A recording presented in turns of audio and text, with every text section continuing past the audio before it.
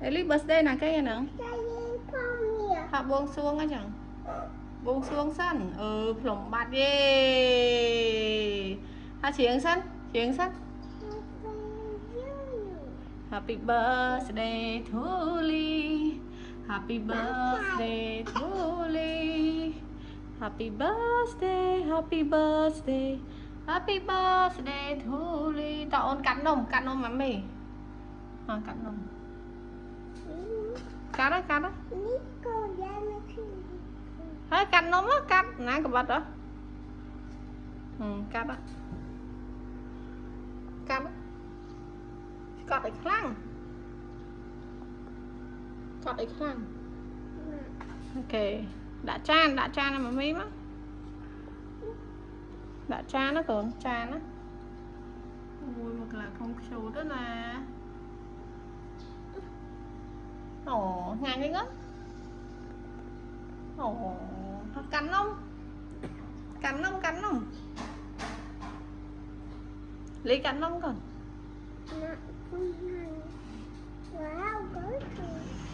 Cắn đó, cắn không á? Trái? Hả, cắt ạ? Nè. Đây cầm bắt ạ? Nào, mình cắt ơi chứ. Mình cắt. Này còn thế này hả? Thôi là trái mắt này. Cắt chẳng á. Good. Hãy đo này trên sân. Bạn này trên sân đó nè. Hãy đọc cả này trên hồng. Đọc cả này trên sân. Hãy hãy dương cắt ở đây hồi tiện đó kìa. Họ đã chan đi lì.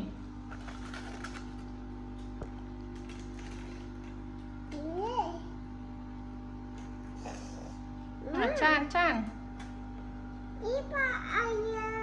Ô, tập bờ ri. Cái lít đôi mà mày. Này đôi mà mày ạ. Này cắt lại đôi mà mày.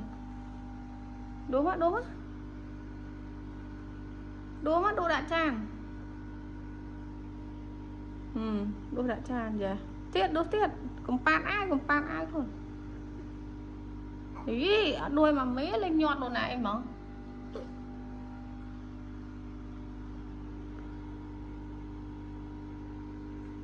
Đuôi mà mấy máu. Nâng đồ đã tràn. Cắn đáy đó. Lắp hía. Con lắp hía. Thế bây giờ tập pan ai vậy? Na lắp hía con. Leng chút không ấy không tí đó ha. Mỏi mà mày. Thank you Ellie. Happy birthday to Ly. Ok. Nếu bảo ôn mến. Sao? Cặn nhiều quá. Ai qua rồi. Ok, sorry Ellie. Đi cặn. Cặn ở đây nè. Cặn nó. Có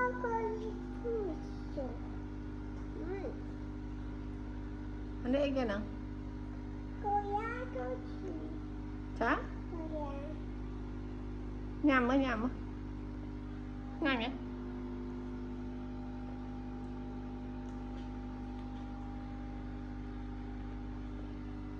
Nhanh rồi.